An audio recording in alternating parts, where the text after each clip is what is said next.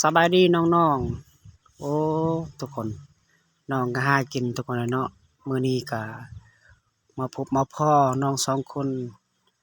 เพิ่นก็ไปหาอยู่ไปหากินตามธรรมชาติทุกคนเลยโตเนาะจะมื้อนี้ก็บรรยากาศดีทุกคนเลยได้หวาได้หวาน้องได้หวาหลา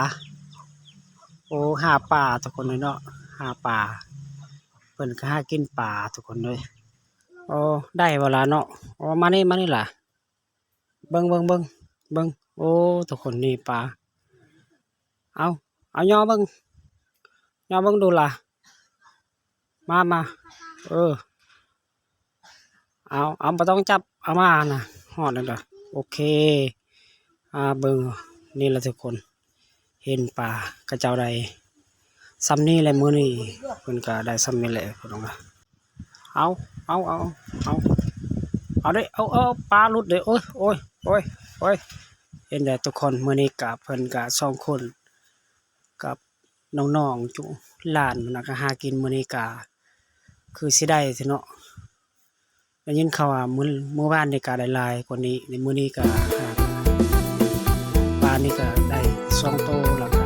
ปลาน้อยๆเขาเจ้าก็ยังบ่ฮู้ซะเนาะปลานี่แต่ค่อยเห็นพวกน้องๆก็มาหาอยู่หากิน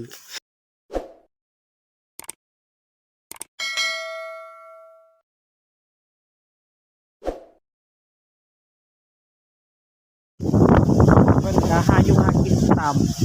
ธรรมชาติแล้วก็ตามห้วยห้องนี่ก็เลยเพิ่นหาอยู่กินปลาเขาเจ้าได้หลายทุกคนเมื่อวานนี้เพิ่นก็ว่าได้หลายแต่มื้อนี้ก็บ่ได้มานทุกคนมื้อนี้ก็เพิ่นก็2คนกับให้น้อง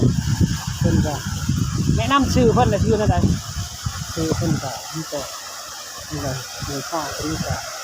คือว่าโตสบายน้ำลายไหลสวยทุกคนเนาะมื้อนี้ก็ตัดภาพบรรยากาศมื้อนี้ก็คือว่าสิม่วนหลายทุกคนป๊าน้ำฉันพอเลยสิได้ปลาหลายเลยเนาะนี่โดนในเพื่อนมาโดนปูนเออนี่เลย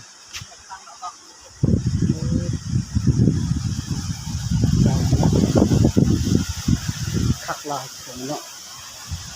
คัก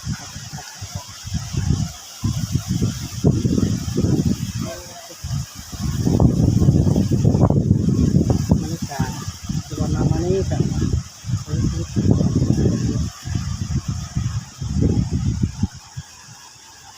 ในชีวิตครั้งแรก5กับมื้อนี้ทุกคนเลยมาได้